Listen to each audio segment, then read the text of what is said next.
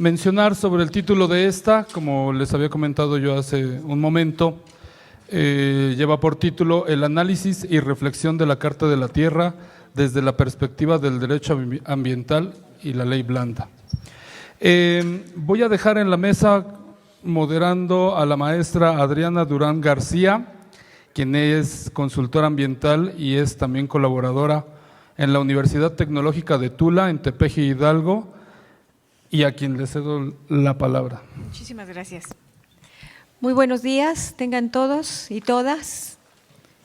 Agradezco mucho la oportunidad de estar compartiendo esta mesa con caras tan conocidas y reconocidas por su expertise, jóvenes todos, pero con una trayectoria enorme. Y bueno, nos va a dar mucho gusto participar en este panel moderando.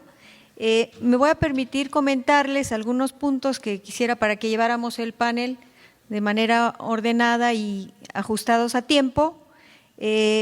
Estamos proponiendo a nuestros panelistas que cada uno tenga una participación de 20 minutos máximo. Posteriormente, tener una sesión de preguntas y respuestas con todos ustedes por otros 20 minutos. Aquí les agradecería que quien quiera participar levante su mano y nos dé su nombre, nos diga a quién va dirigida la pregunta, por favor, y si es posible, de dónde vienen o de qué institución, nos gustaría mucho para identificarnos más, y que nuestros panelistas también puedan ir tomando nota, por favor, para que una vez que terminemos esa ronda podamos dar en orden, como va a aparecer ahorita, las respuestas. ¿Les parece? Bueno, de manera que no nos lleve más de una hora y 10 el panel, para dar tiempo también justo a la actividad que sigue, ¿no? Bueno, en este momento me voy a permitir leer brevemente, aunque tienen un currículum muy extenso. Si me disculpan, voy a tratar de sacar lo más importante para que todos conozcan quiénes son nuestros panelistas. Seguramente muchos de ustedes ya los conocen, pero voy a empezar con el doctor Mauricio Limón, que va en primer lugar a participar. Él es licenciado en Derecho por la Escuela Libre de Derecho, doctor en Derecho por la Universidad de Navarra, España. Tiene especialidades en Derecho Corporativo y Derecho Ambiental y Globalización, el primero por la Universidad Panamericana en Guadalajara y el segundo por la Universidad de Castilla-La Mancha, España. Ha tenido cargos también como en la función pública, su vida se ha desarrollado en la función pública y la academia y la consultoría hoy día. Subsecretario de Gestión para la Protección Ambiental en la Semarnat, subprocurador jurídico en la Profepa, coordinador general jurídico de la Secretaría de Medio Ambiente y Recursos Naturales, titular de la unidad, el primer titular de la unidad de Asuntos Jurídicos de la Comisión Nacional Forestal. Ha estado también trabajando para el gobierno de la Secretaría de Gobierno del Estado de Jalisco, al Ayuntamiento de Guadalajara y bueno, ha participado como experto en el Foro de las Naciones Unidas para los Bosques. Tiene muchos más puntos que abordar, pero me parece que ya nos refleja la trayectoria del doctor Limón. Tenemos también con nosotros a la maestra María Elena Mesta Fernández, también de carrera en Derecho en la Universidad Panamericana de la Ciudad de México, con varios diplomados y una maestría en Administración Pública, el diplomado en Derecho Ecológico en el ITAM, otro diplomado en la industria frente a la legislación ambiental en la UAM. Colaboró con la Profepa en la integración de las delegaciones estatales, colaboró como directora ejecutiva del Centro Mexicano de Derecho Ambiental, el CEMDA, fue directora general de Participación Pública y Equidad en la Semarnat también. Trabajó con la Iniciativa de Prosperidad Rural y Conservación, AC, una iniciativa del Programa de Medio Ambiente de la Agencia de Desarrollo Internacional de los Estados Unidos. Ha sido consultora asociada de consultores en Educación, Desarrollo y Capacitación en la División de Desarrollo Sustentable, ¿verdad? La licenciada, la maestra, colabora en Rainforest Alliance, México, como asesora en Red Más y colabora como consultora asociada en políticas públicas actualmente. Colaboró como consultora asociada en políticas públicas y legislación en SEDEC y es vicepresidenta de la organización no lucrativa Legado Sustentable AC.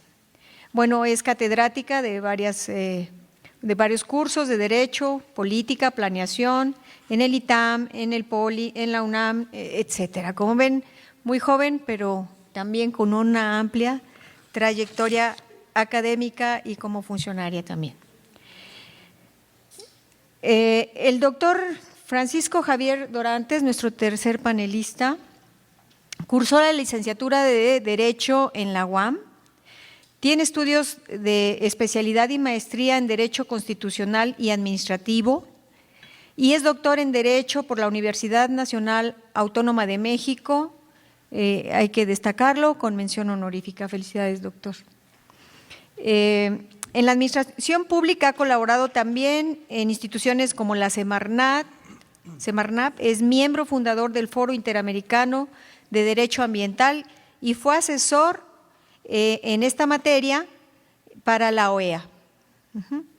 En la UAM, actualmente es profesor en la UNAM, profesor invitado en la UAM, fue investigador honorario del Instituto de Investigaciones Éticas y Jurisprudenciales de la Suprema Corte de Justicia de la Nación, trabaja hoy en la PAOT, en fin, tiene también una trayectoria amplia. Yo los felicito y les agradezco y sin más preámbulos, iniciamos nuestro panel. Le pediría al doctor Limón, si fuera tan amable de iniciar usted. Sí, claro. ¿Quieres? Aquí. Ok.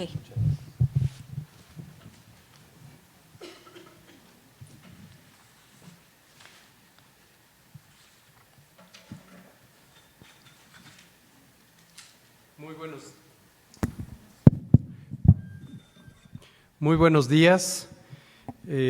Pues muchas gracias por la invitación. Prefiero estar de pie para poder ver a los compañeros de hasta allá atrás y poderme dirigir de manera un poquito más personal a todos ustedes.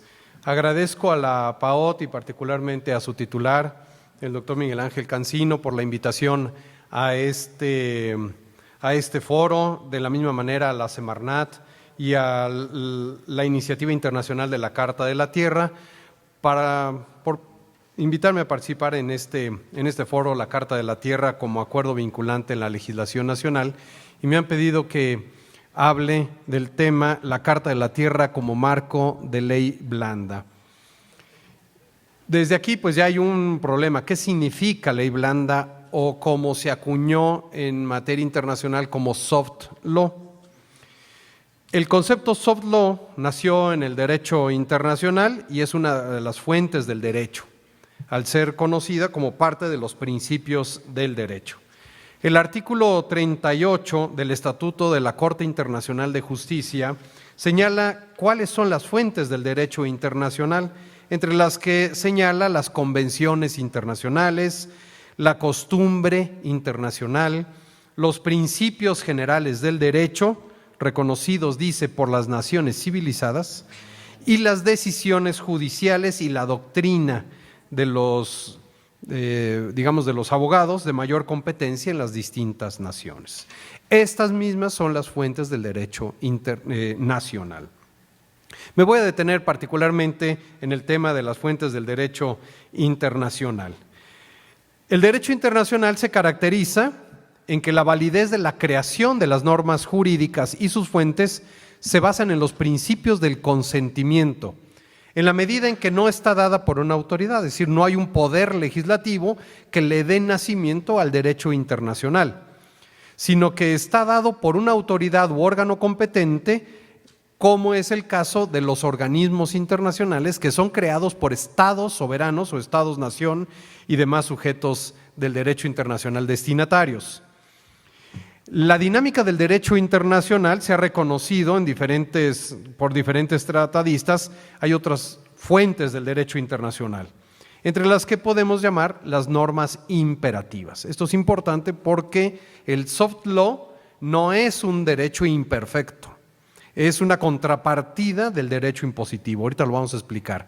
Y las resoluciones y decisiones de los órganos internacionales, que en realidad son los creadores del derecho internacional, y las normas supranacionales y la equidad. Estas son otras fuentes del derecho internacional. Me voy a detener ahora en las resoluciones de los organismos internacionales. Los organismos internacionales son creados por tratados internacionales y son convenios o tratados internacionales que tienen un destino específico: afectar a los estados-nación. No se hacen tratados internacionales nada más porque sí, se hacen porque van a tener una incidencia nacional, aunque su regulación sea internacional, como ahora lo vemos en la COP21. Si se llega a un acuerdo vinculante dentro de eso, es para que obligue a los estados-nación, y por lo tanto eso implica ya una cierta adopción nacional de los tratados internacionales. Es decir, las resoluciones de los órganos internacionales son en realidad buena parte de la fuente del derecho, como son los principios generales del derecho internacional, la equidad y otros que acabo de mencionar. Las decisiones de los órganos internacionales se toman como fundamento en las atribuciones que expresa o tácitamente les confieren los tratados o convenios constitutivos de los mismos. Son pues verdaderos actos jurídicos internacionales capaces de producir consecuencias jurídicas definidas con mayor o menor precisión en los instrumentos de constitución. Por eso, a fin de precisar las consecuencias que tienen en el ámbito internacional y nacional dichas decisiones, es imprescindible previamente examinar el texto del instrumento normativo constitutivo de la resolución. Ahora bien, al hablar de soft law, nos referimos a un tipo de norma suave o blanda, flexible, digamos, no muy rigurosa, que se caracteriza principalmente por carecer de fuerza obligatoria en el estricto sentido jurídico, como le llaman los gringos, digamos, de not binding. O sea, no pasa nada teóricamente con su no cumplimiento, teóricamente. Porque no se pretende que su observancia sea impuesta por órganos del Estado. Y esta es la clave del soft law. Es decir, una ley blanda es una norma que obliga, aunque no puede ser impuesta. Por lo tanto, si no la acatas, no pasa nada, pero sí obliga.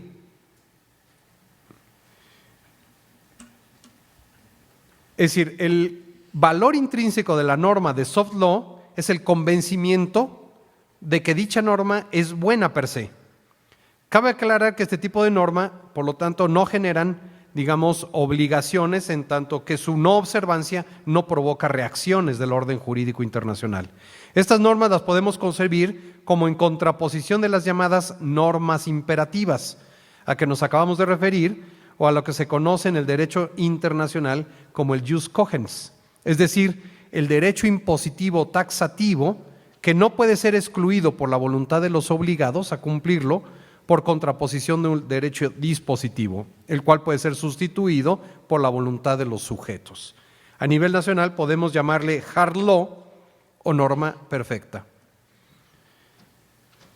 Para un tratadista internacional, el soft law es no vinculante legalmente, es un not binding sobre las naciones que lo adoptan, pero tales documentos son reconocidos de contener una serie de normas que las naciones deben observar, aunque no estén obligados legalmente a ello. Básicamente lo que se espera es que las naciones firmantes de un documento soft law lleven a cabo los esfuerzos necesarios para implementar el contenido de dichos documentos y que estos estén basados en el principio de la buena fe, ya que, como lo hemos mencionado, no constituye un régimen obligatorio, salvo que éstas estén incluidas en el derecho interno, y de esta forma adquieren obligatoriedad. Por lo tanto, el soft law tiene ciertas características. Es no vinculante, como se dice en inglés, el not binding, para especificar la no vinculación con los instrumentos a los que se refiere el soft law. consiste en normas generales o principios y no es aplicable a través de una resolución vinculante de controversias. Además, se podría resaltar que el soft law refleja la tendencia actual de la comunidad internacional. Por tanto, las organizaciones internacionales, junto con los actores internacionales, quienes buscan promover acciones que atraigan el interés general en temas relativamente nuevos para la comunidad internacional, que por ciertas diferencias políticas o económicas no es fácil adoptar, digamos, ni a nivel nacional ni a nivel internacional. Y por eso escogen, digamos, como un inicio, una norma de soft law.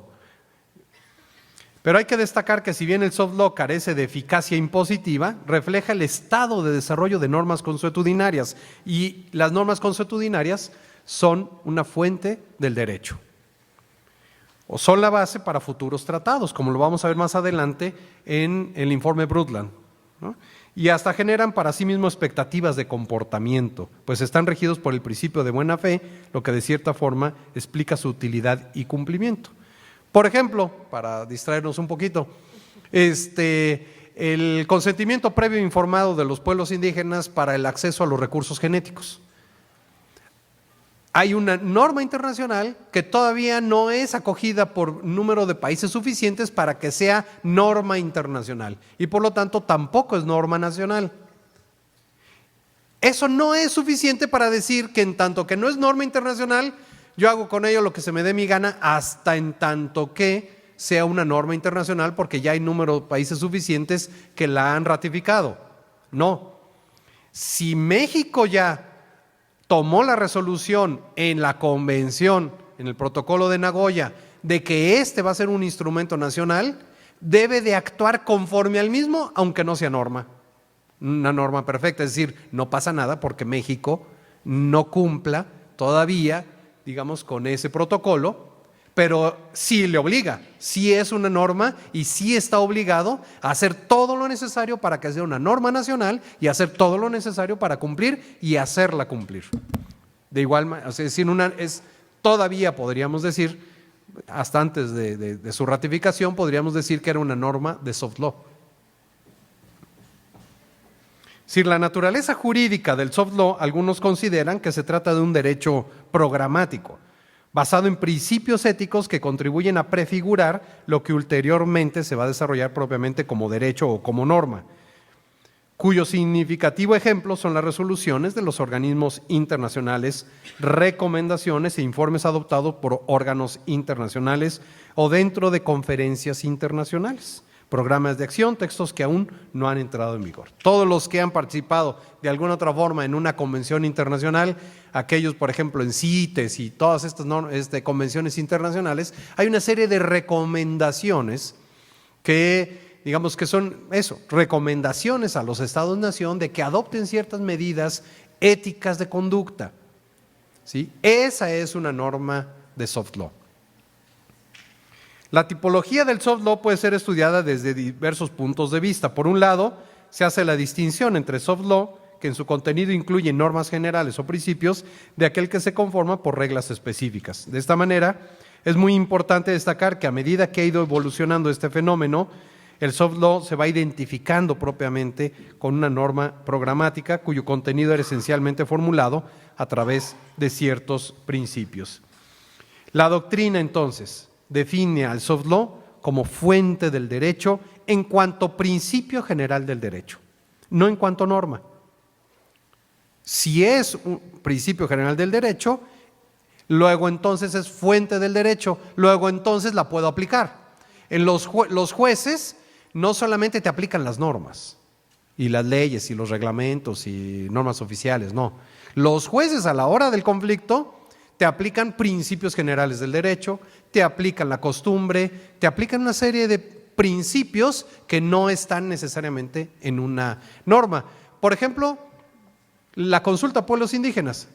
La consulta a pueblos indígenas se ha extrapolado de una resolución de la Organización Internacional del Trabajo, se ha extrapolado a temas de economía, de medio ambiente, de todo, ¿sí? Es decir, ¿cómo es posible que una resolución en una Organización Internacional del Trabajo sobre la consulta a pueblos indígenas ahora te la apliquen para todo? ¿Por qué? Porque es una norma consuetudinaria, es un principio del derecho y por lo tanto aplicable a todas las otras ramas del derecho, además del trabajo, ¿no? En este punto, entonces, conviene aclarar que el concepto ley blanda se acuñó en derecho internacional y tiene una naturaleza jurídica a las leyes imperfectas. Es decir, en México se habla de norma imperfecta, aquella que no tiene, digamos, sanción. Si no tiene sanción es una norma imperfecta. El soft law es una norma perfecta en el sentido de que, digamos, no se asimila a una norma imperfecta porque no está necesariamente en un acuerdo vinculante, sino en tanto que principio del derecho. No sé si me explico. Es decir, no está, digamos, en un tratado de la ONU que diga la Carta de la Tierra es el referente ético para toda la humanidad, como los derechos humanos, la Carta Internacional de los Derechos Humanos. Esa Carta Internacional de los Derechos Humanos es una norma internacional. La Carta de la Tierra, por lo menos hasta su creación, no era una norma internacional, pero sí es un principio general del derecho. Ahora bien, hay resoluciones de las organizaciones internacionales. Estas resoluciones tienen distinto alcance y fuerza jurídica en función del órgano que lo dé y en función de la naturaleza misma de la recomendación. Si te dice, te recomiendo que des un informe sobre cambio climático cada año, pues tiene una naturaleza jurídica totalmente distinta y no va a pasar nada porque es una norma de soft law, porque solo 5 países han dado sus informes, entre esos México, muy distinta a una norma, como la vamos a ver, de la Carta de la Tierra en materia de educación. De esta manera, entonces, se reconoce la capacidad, digamos, de los propios órganos internacionales en función de su personalidad y en función de la resolución de la fuerza jurídica de la propia norma de soft law. Las resoluciones, entonces, de estos organismos internacionales, conocidas como recomendaciones o decisiones, etcétera, son manifestaciones formales, si bien de opinión, a través de los cuales se busca alcanzar ciertos objetivos o finalidades propias del instrumento jurídico internacional que a veces tiene un alcance mayor.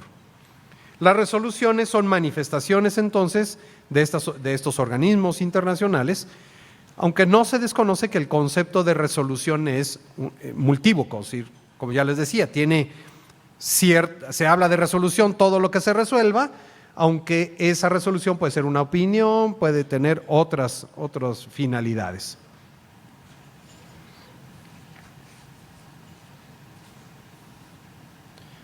Bien, las resoluciones de los órganos internacionales tienen resoluciones internas y externas. Las internas solo regulan al órgano propio, por ejemplo, cuando ven temas de administración del propio convenio internacional, cuotas de los países, etcétera. Pero también tienen resoluciones externas. Esas resoluciones externas van dirigidos a los estados soberanos, miembros firmantes de la Convención Internacional. Estas resoluciones, entonces, internacionales, mediante las cuales el organismo internacional desarrolla sus competencias materiales o sustanciales en general, son esta fuerza de recomendación.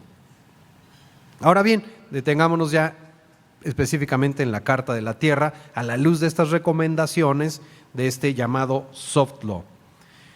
Todos sabemos que el informe de la Comisión Mundial sobre Medio Ambiente y el Desarrollo, conocido como Informe Brundtland, en un numeral le llamaba Declaración Universal y Convención para la Protección del Medio Ambiente y el Desarrollo Duradero. Y dice el informe Brundtland, en 1982. Basándose en la Declaración de Estocolmo de 1972, nacimiento del derecho internacional ambiental y nacional después, la Declaración de Nairobi de 82 y muchas convenciones internacionales existentes y resoluciones de la Asamblea General de las Naciones Unidas, se siente ahora la necesidad de consolidar y ampliar los principios jurídicos pertinentes en una nueva carta que guíe la conducta de los estados en la transición al desarrollo duradero. Luego lo tradujimos como sostenible, pero en fin.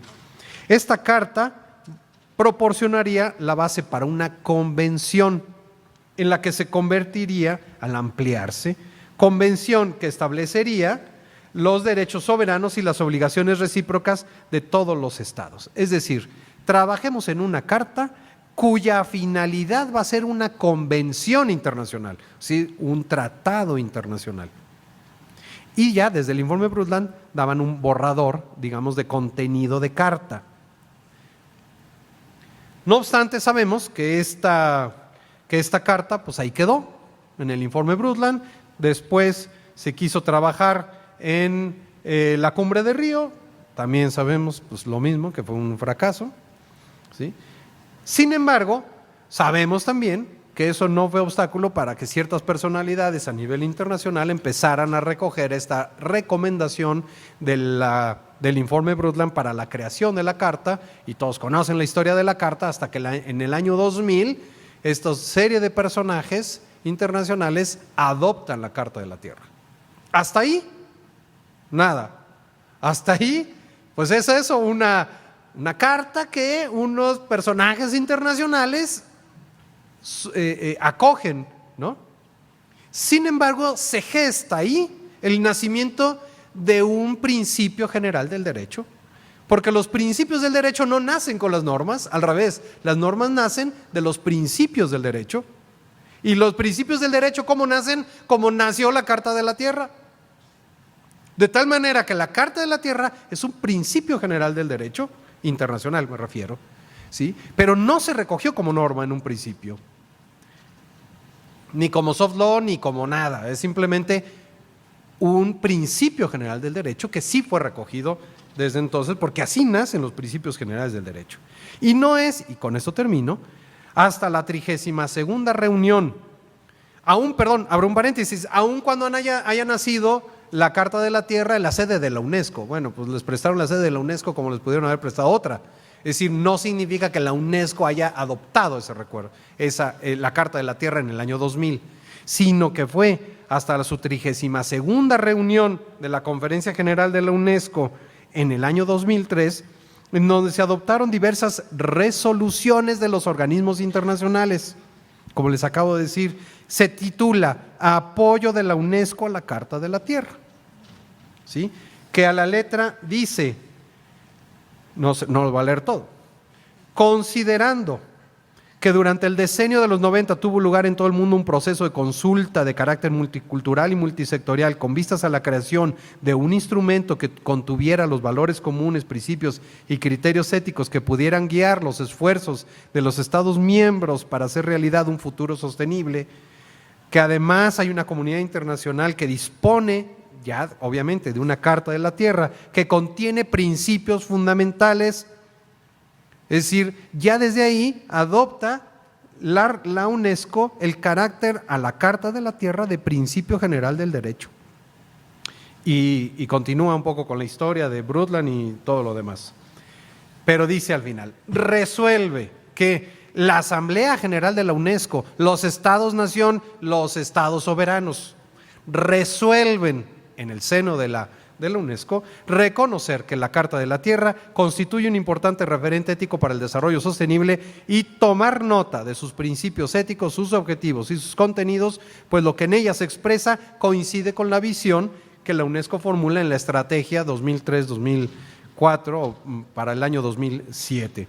Afirma la voluntad de los Estados-nación, miembros, de utilizar la Carta de la Tierra como instrumento educativo, especialmente en el marco del decenio de las Naciones Unidas, etcétera, etcétera.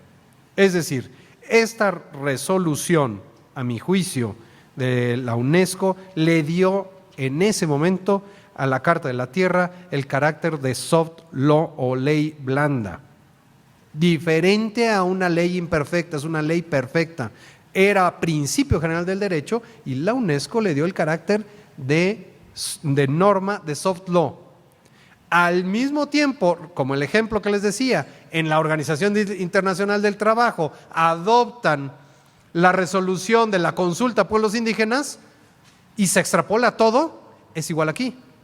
Se adopta la Carta de la Tierra para la materia de educación, pero por su carácter de principio general del derecho, le aplica a todas las demás materias relacionadas con el desarrollo sostenible.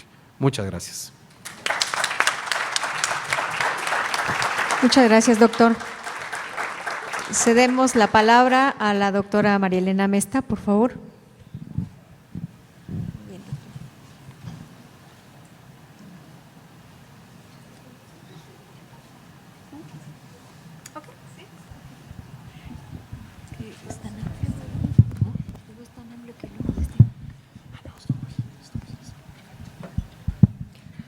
Buenos días a todos.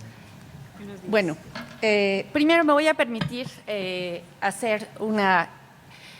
engarzar mi presentación a la del doctor Mauricio Limón, porque pues gracias a los expertos aquí tengo dos grandes doctores en Derecho que se pueden explayar, y yo quisiera platicarles más como activista, más como abogada de organizaciones civiles, cómo podemos y cómo hemos venido aplicando los tratados internacionales y en este caso también la Carta de la Tierra para poder hacer una estrategia de implementación efectiva de sus principios en la realidad. Bien. Podemos apagar. Por favor. Mira. Algunos antecedentes. Gracias. Te puedes mover. Perfecto. Como algunos, no creo que aquí voy a tapar. No, está bien.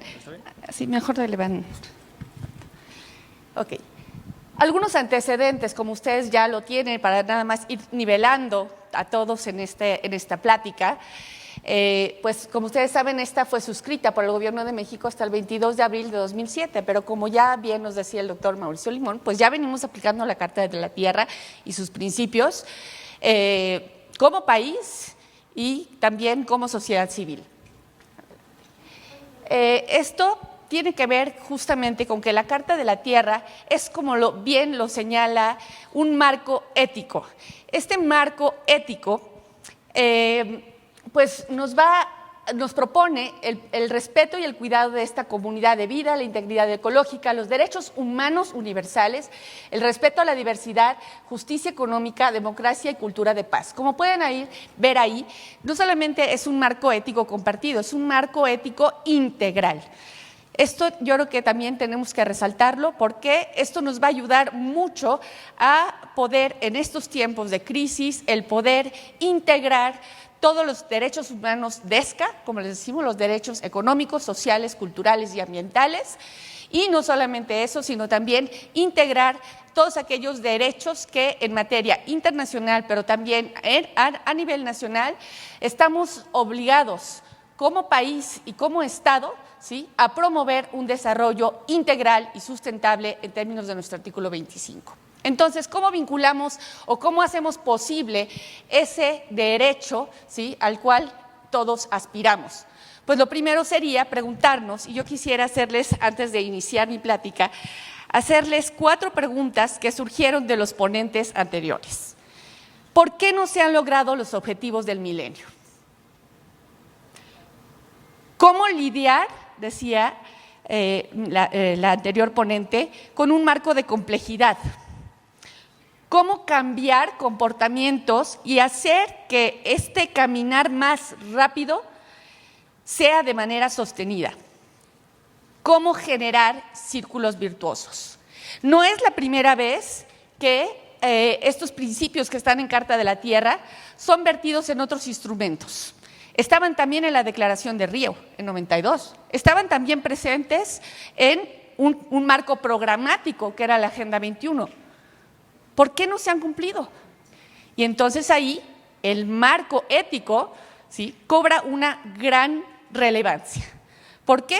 ¿Por qué estamos en agendas como Principio 10 de Río? ¿Por qué estamos en este problema de la corrupción, de la transparencia, de la rendición de cuentas, ¿sí?, de la gestión por resultados de nuestros países e incluso de los organismos internacionales? ¿Por qué los organismos no logran los resultados? Teníamos objetivos del milenio y no estamos lográndolo. ¿Qué nos dice? O sea, aparte de los principios que trae la Carta de la Tierra, ¿qué es tan relevante de la Carta de la Tierra? Pues que representa un marco ético. Pero la siguiente pregunta que les haría a ustedes ¿es suficiente un marco ético?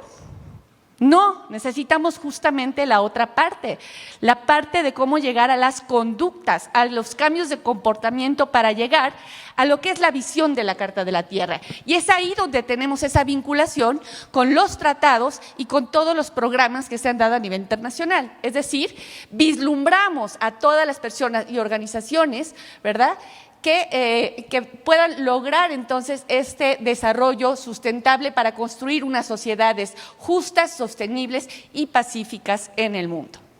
Le damos para adelante. Bien, tenemos, como les decía, es un marco integral.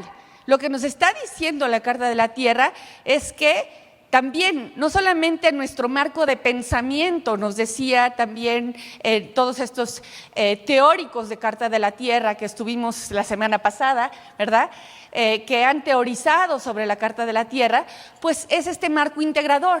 ¿Lo teníamos en los otros marcos programáticos? Sí, pero ¿cuál es la diferencia entre un marco programático? Que este es un marco de valores y un marco de cambiar nuestra forma de pensar, ¿sí? ¿Para qué?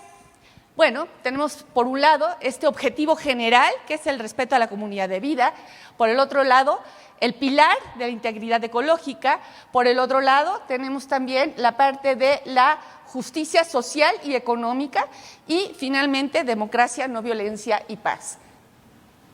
Estas metas de Carta de la Tierra, y aquí lo que nos tiene hoy reflexionando, quisiera que vieran el punto 5. La Carta se propone promover el reconocimiento y el uso de la tierra como un documento de ley blanda. Ok, pero ¿qué significa un documento de ley blanda? Más bien lo que está pretendiendo, a partir también de lo que nos dijo el doctor Mauricio Limón, es cómo podemos vincular la Carta de la Tierra para llegar a la acción. Yo lo estoy traduciendo en palabras del ciudadano de a pie, ¿sí? ¿Cómo llegar a que la Carta de la Tierra se vincule y pueda llegar a la acción? Bueno, justamente hay tratados internacionales que nos permiten llegar a vincular cada uno de los principios que están en la Carta de la Tierra. Ya nos mencionaban ahorita, por ejemplo, el convenio de la OIT en materia de consulta pública para pueblos indígenas, pero ahorita van a ver cómo hay más, ¿no? Bien, esto tiene que ver con mi presentación en el sentido de que el marco ético tiene que conectarse con un marco de intenciones. Y esto es lo que también algunos de ustedes conocen como un marco lógico. Y sí, un marco lógico, incluso programático, y un marco lógico de intenciones que está plasmado en diferentes instrumentos. La Carta de la Tierra ha logrado desarrollar mucho más esta parte de estos objetivos. Por ejemplo, en el objetivo general tenemos en común todos esa sociedad global, justa, sostenible y pacífica, ¿sí? Pero ¿y cómo se hace esto? ¿Cómo se logra eso?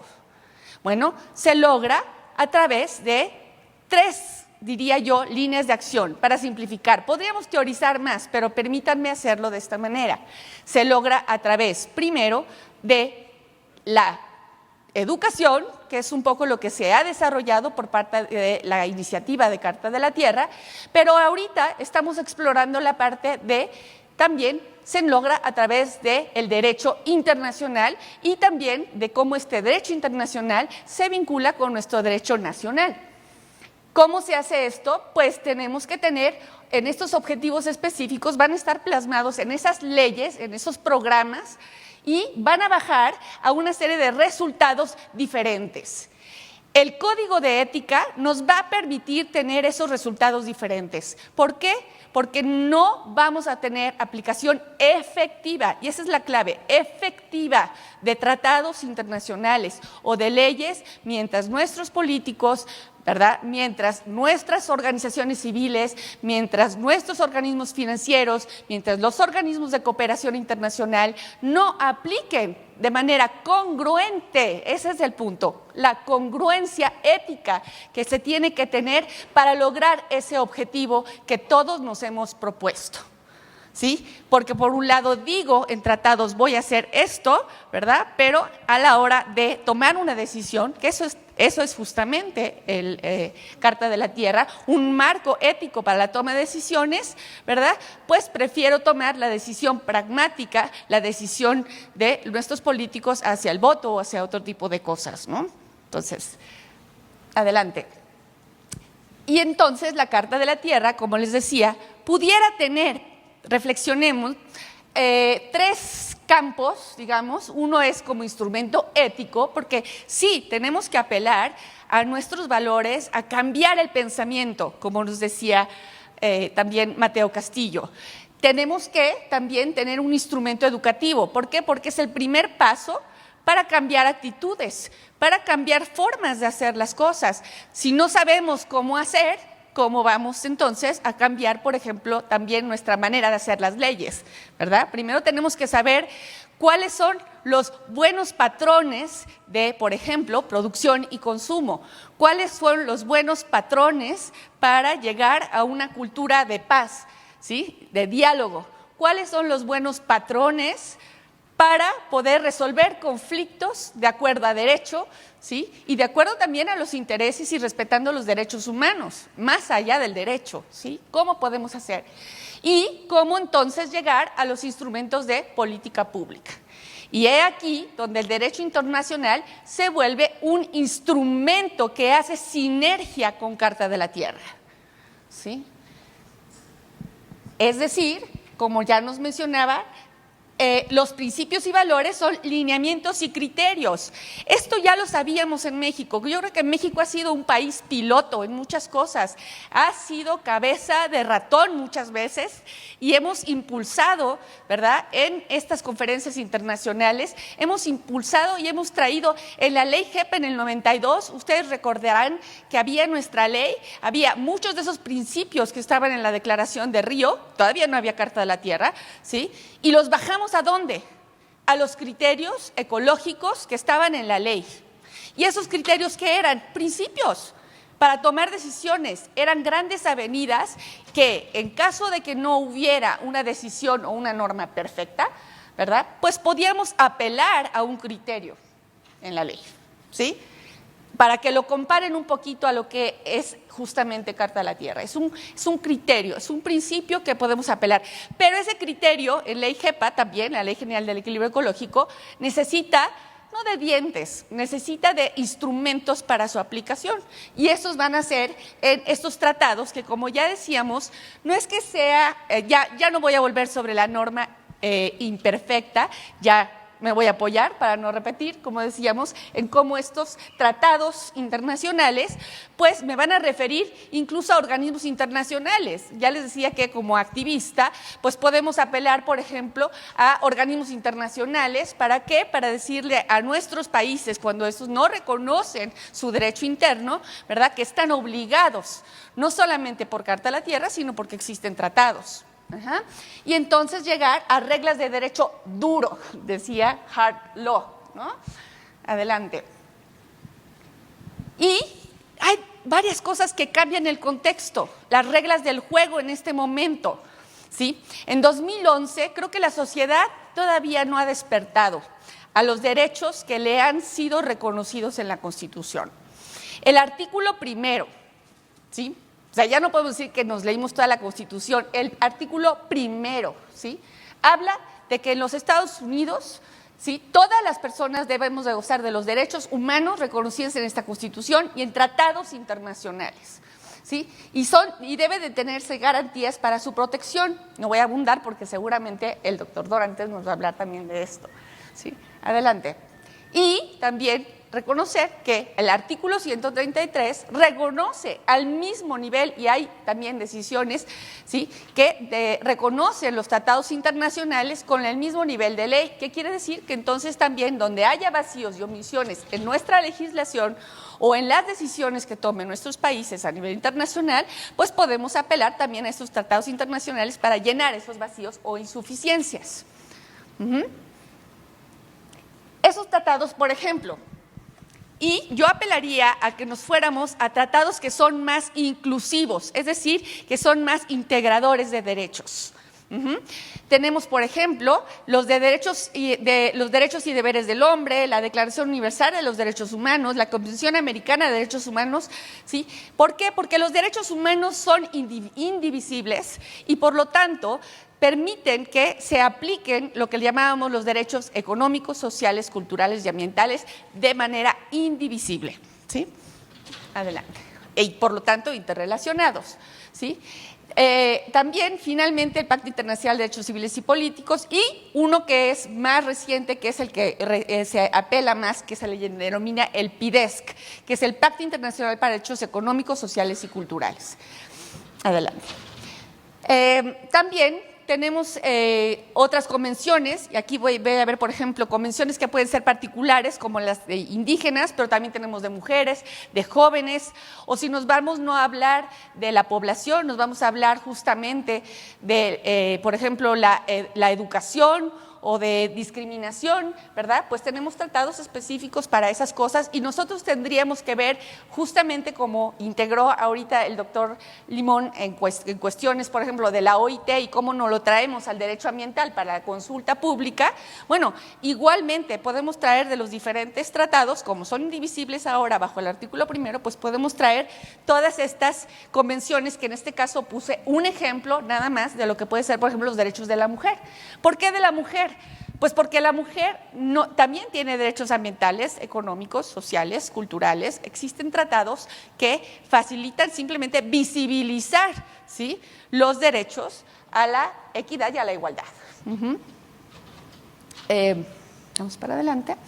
También tenemos las cuestiones ambientales, que por ejemplo tenemos la Convención Marco sobre Cambio Climático, la de Diversidad Biológica o la de Lucha contra la Desertificación. Todas estas, ustedes dirán, son normas ambientales, sin embargo no lo son así.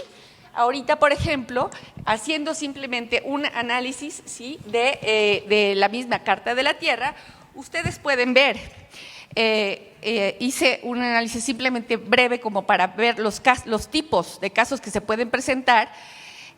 Tenemos en su principio 8, por ejemplo, nos habla de apoyar la cooperación internacional científica y técnica sobre sostenibilidad. ¿Y por qué escogí ese principio? Porque tal vez es ahí donde hay más aplicación de tratados internacionales, porque precisamente los actores a los que se aplicará este principio no son de derecho nacional, son de derecho internacional. ¿Saben ustedes que hay una ley de cooperación internacional en este país que obliga a los organismos de cooperación a alinear sus objetivos a los objetivos de desarrollo integral y sustentable del país y que no se está aplicando? ¿Por qué? Porque los organismos, primero, no la conocen y segundo, no se acotan, ¿sí?, a lo que son los principios. Un principio es el Estado de Derecho. Por lo tanto, los organismos internacionales que tendrían que tener su marco lógico de actuación acorde, ¿sí?, al marco legal. Y ese es un principio ético al cual podemos acotar a nuestros organismos internacionales. ¿Para qué? Para que el financiamiento internacional en un problema tan grave como es el cambio climático, ¿sí?, y que ya perdimos mucho tiempo en abordarlo, se está perdiendo. ¿Por qué? Porque no hay ética a la hora de estar aplicando las grandes cantidades de recursos internacionales y nacionales que se están aplicando para, ¿sí?, desarrollar pues programas de desarrollo bajo en carbono, que son programas que se miden por resultados y que podemos llegar a ¿qué? Pues simplemente a caer en lo que sucedió en los objetivos del milenio, que fracasamos. No pudimos cumplir los objetivos del milenio, ¿sí? Entonces, finalmente, vamos para adelante. Mis conclusiones, ¿sí? La primera sería, ¿qué tipo de disposiciones prevén estos tratados? Son disposiciones que pueden facilitar la implementación efectiva de principios y criterios previstos en Carta de la Tierra a través de instancias, procedimientos y mecanismos previstos a nivel internacional. 2, son disposiciones que, como también ya lo mencionó el doctor Limón, promueven la adopción de criterios y medidas en la legislación y programas. Si apelamos a ellos, hemos logrado que la legislación, como les decía, la Ley GEPA, en la Ley General de Cambio Climático, la cual México, como les decía, es un país modelo, ¿verdad? Porque hemos logrado tener una de las primeras leyes que sí tiene un marco ético y un marco programático, pero sobre todo tiene un marco de planeación por resultados, ¿sí? Para no volver a caer en la falta de cumplimiento de objetivos. Y ahí de donde lo tomamos, pues de los tratados internacionales, ahora tenemos que hacer que México cumpla, que no solamente firme Carta de la Tierra, que no solamente tenga una ley general de cambio climático que no se aplica de manera efectiva. Apelamos a los tratados y podemos lograr esa aplicación. Por ejemplo, si la Carta de la Tierra aplica principio 11, tenemos entonces estos convenios de la mujer, por ejemplo, el caso de derechos humanos de las mujeres, siguiente, y esos tratados a su vez se van a dar en leyes, como por ejemplo es la ley del Instituto Nacional de las Mujeres, la ley general de igualdad para las mujeres y hombres, la ley federal para prevenir y eliminar la discriminación. Como pueden ver, las flechas llevan hacia los dos lados. ¿Por qué? Porque hay una interrelación entre estos, ¿sí? Y lo que tratamos de hacer es que se cumplan o que se llenen esos vacíos e insuficiencias a partir de la aplicación, ¿sí?, de lo que cada instrumento está destinado a hacer en función de su fin o su objetivo último, ¿sí? Conclusiones. Si bien la Carta de la Tierra es una declaración de principios éticos, esta puede influir en códigos de éticas de las instituciones. No sé si ustedes saben que recientemente, hará 4 meses, se aprobó el Código de Ética también para la Administración Pública Federal. No sé cuántos de ustedes lo conocían. Habrá que ver cómo, como dice nuestra Carta de la Tierra, cómo se complementan esos códigos éticos también a nivel federal y estatal y municipal, ¿sí? Incluso los códigos de ética de las organizaciones civiles, porque también estas organizaciones están teniendo un papel, ¿verdad?, a la hora de aplicar los recursos de la administración, de las administraciones públicas. El desarrollo de tratados y de la legislación nacional y la aplicación efectiva de tratados internacionales y de leyes nacionales. Pues yo con esto concluiría diciendo entonces que recordemos que Carta de la Tierra es una condición necesaria, pero no nos debemos de quedar solamente con Carta de la Tierra. Tenemos que empezar a generar líneas y estrategias para la acción que deben estar fundadas en un marco lógico de pensamiento y actuación para un desarrollo integral, sustentable y competitivo. Muchas gracias.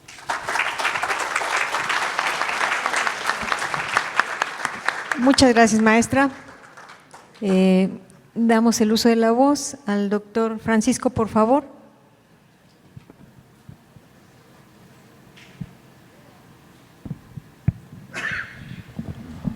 Bueno, en primer lugar, agradecer el compartir mesa con Mauricio Limón y con María Elena Mesta. Es para mí pues un privilegio estar no solamente con conocedores en la materia, sino con gente comprometida por la cuestión ambiental y pues podría decirlo, grandes amigos, ¿no?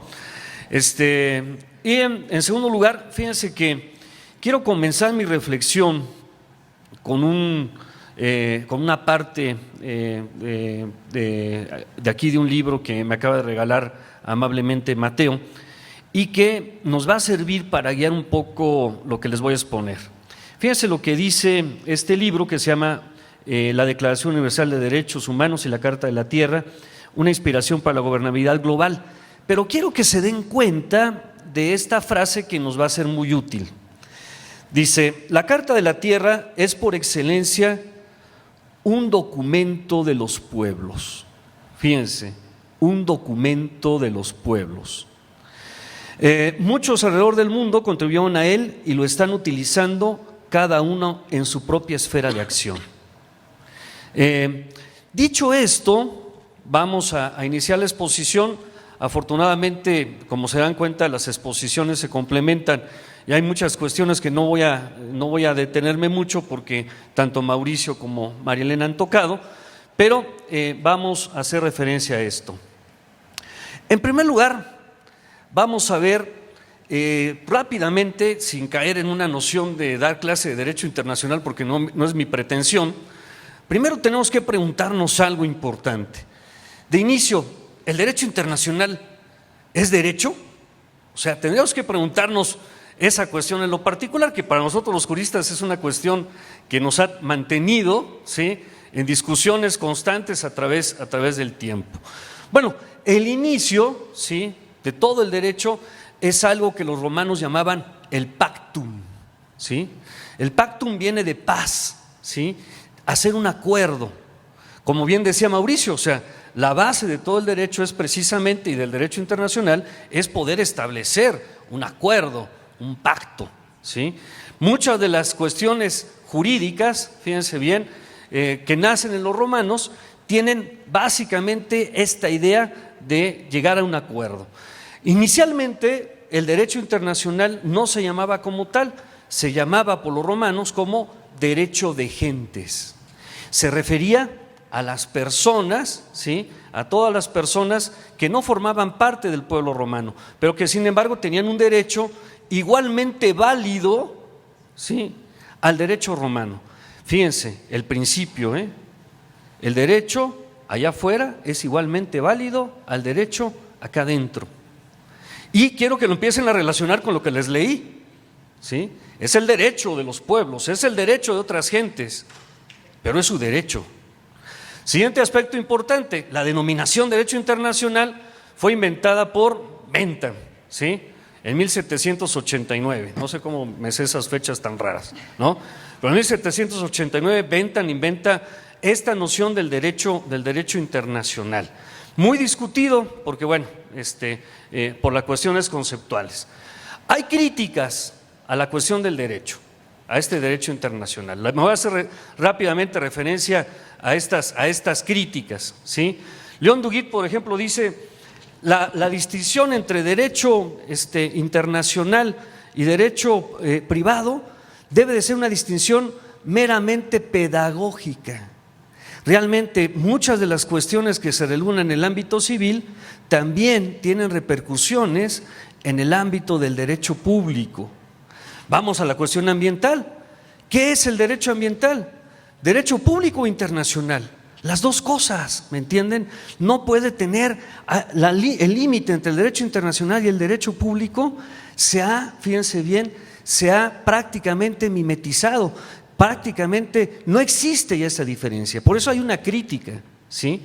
Realmente el derecho tiene que ser uno, realmente hay una división en este tipo de cuestiones. Y hay otra crítica, con eso termino rápidamente, paso a lo que nos interesa, no se preocupen, pero se van a dar cuenta por qué lo estoy haciendo. Hans Kelsen va a decir lo que bien señalaba Mauricio. El derecho, para que sea derecho, tiene que tener una sanción. Y si el derecho internacional no tiene sanciones, va a decir Hans Kelsen, no es derecho. Es cualquier otra cosa, pero si no podemos imponer una sanción, no es derecho, ¿sí? Con estos elementos vamos a seguir haciendo el análisis, ¿sí? ¿Y qué es? ¿Sí? ¿Qué es entonces el derecho internacional o cuál era su fundamento? Inicialmente, fíjense bien, en 1789 su fundamento era las sociedades soberanas, es decir, el derecho internacional solamente podía existir entre sociedades, no entre personas, ¿sí?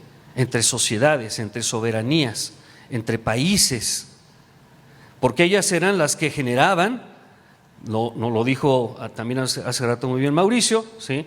Son los que tienen esa posibilidad de hacer un pactum, ¿sí? Un pacto, un acuerdo. Sin embargo, fíjense, hay un ilustre maestro de Derecho Internacional, Cerza Sepúlveda, que adelantándose a nuestros tiempos va a decir, no, más bien el derecho internacional también tiene que regir relaciones no solamente entre estados, sino en todos los sujetos o personas de la comunidad internacional.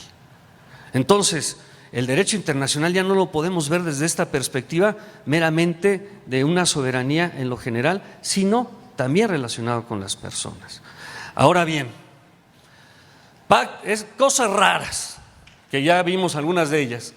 El soft law, ya lo vimos, normas flexibles, vinculantes, no vinculantes, aspectos programáticos, todos estos, afortunadamente, todos estos conceptos que iba a explicarles, ya los explicamos, ¿sí?, en la mesa. Aquí, sin embargo, hay un concepto importante que sí quiero destacar. El pacta sunt servanda es la base del derecho internacional. ¿Y en qué consiste esta base del derecho internacional? En que los pactos deben ser cumplidos, ¿sí? Esa es la base del derecho internacional, pero no solamente la base del derecho internacional, la base de todo el derecho. También este principio lo van a ver ustedes muy utilizado en el derecho civil. Ahora bien, ¿sí? ¿Y la Carta de la Tierra qué vela tiene en este entierro? ¿Sí? No es celebrada por el Ejecutivo, no es aprobada por el Senado, dijimos que no es vinculante, ¿no? Que es una iniciativa de la sociedad civil. Entonces, ¿qué vela tiene el entierro? ¿Sí? A pesar de eso, fíjense bien, a pesar de que no tiene la formalidad de un tratado internacional, sí tiene las siguientes características que quiero que destaquemos. ¿Sí? En primer lugar, tiene una forma especial de aplicación. Interpreta una norma, nos dijo hace rato Mauricio. Integra tratados internacionales, nos dijo hace rato María Elena. ¿Sí? Orienta políticas públicas. Dense cuenta, tiene una función en el derecho importante: interpreta, integra, orienta. ¿Sí? Tiene una función importante, no es una función meramente, ¿no?